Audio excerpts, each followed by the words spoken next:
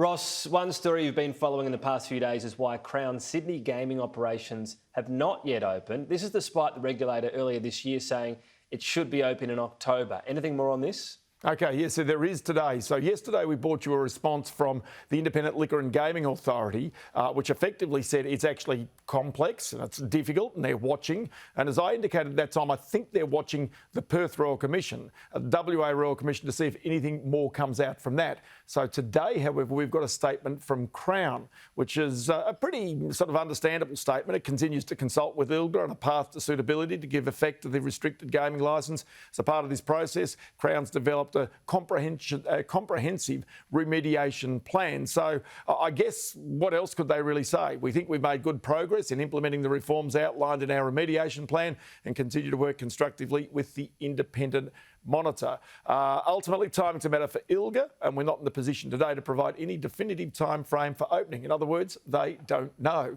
when they're going to reach the hurdles that ILGA wants for them to be able to recommence gaming at that time, Tom.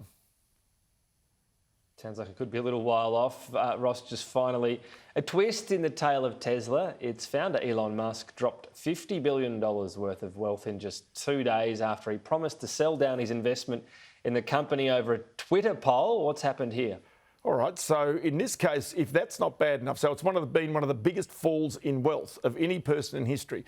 $50 billion of wealth has been wiped out. $50 billion of wealth has been wiped out in just 2 days from the founder of Tesla, as it's been thought that maybe he's going to sell. The shares settled last night, but another scandal has actually picked up here, and that is his brother, Kimble. Now, what's happened here is that it's not bad enough that Kimble actually sold shares. This is him. He's got a whole bunch of interests. But on top of this, he's sold $109 million worth of Tesla shares only days before his brother Elon has gone out and made this Twitter poll. And so now people are saying, well, what's going on? The other side of this is that Kimble Musk himself is on the board of Tesla. And of course, directors have got very tight compliance about when they can buy and sell shares in their own companies. And I'd suggest the timing of doing it a couple of days before your brother puts out a tweet offering to sell all of their shares in the company is not necessarily the best timing without any inside information, perhaps, of that whatsoever, I could say. Oh, you're allowed to be curious, Ross. Basically, what seems to have happened here is Elon Musk was putting this forward as him, doing the right thing. Do I not pay enough tax? What should I do? But everybody else said, well, hang on, what's really behind this? And that's led to the jitters about the company's price.